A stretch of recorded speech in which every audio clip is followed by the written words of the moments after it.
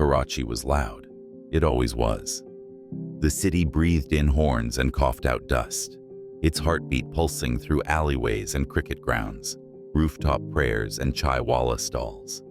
It was a place that didn't stop, not for storms, not for history, and certainly not for football. But on one strange, still Tuesday afternoon, the noise shifted. He arrived without announcement. No entourage, no press leaks, no police motorcade.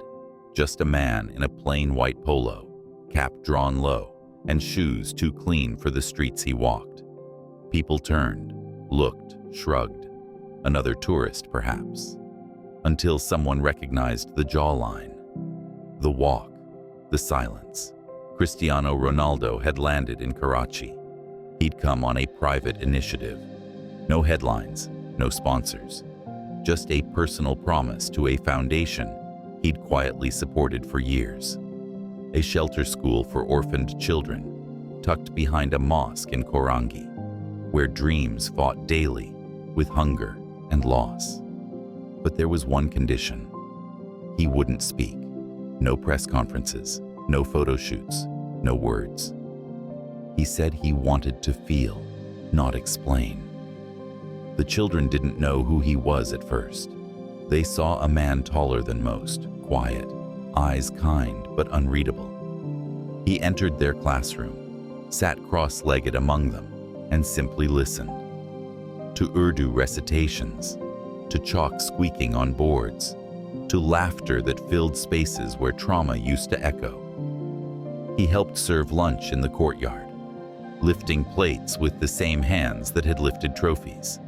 When a young boy spilled rice on his own lap and began to cry, Ronaldo gently scooped it up, patted the boy's shoulder, and smiled.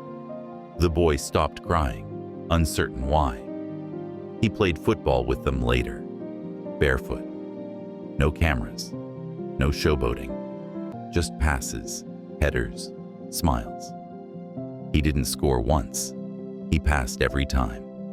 Let them win.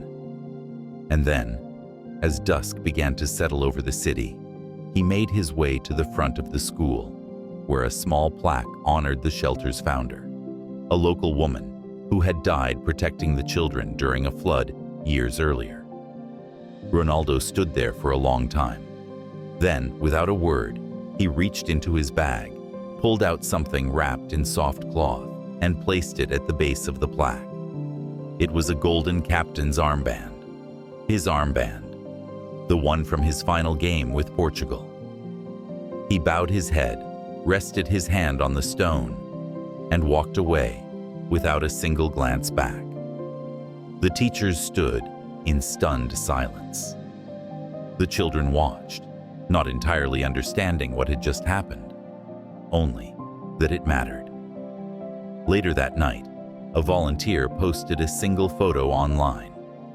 The armband resting beside the plaque, no face in the frame, just a caption that read, "He didn't speak, but we heard everything."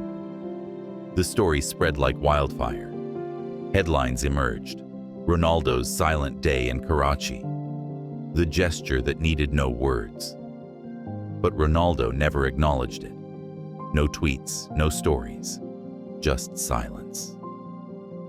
A week later, the shelter received an anonymous donation, large enough to expand into 2 new locations. Inside the envelope was a note, unsigned, for the ones who carry more than footballs, who carry hope.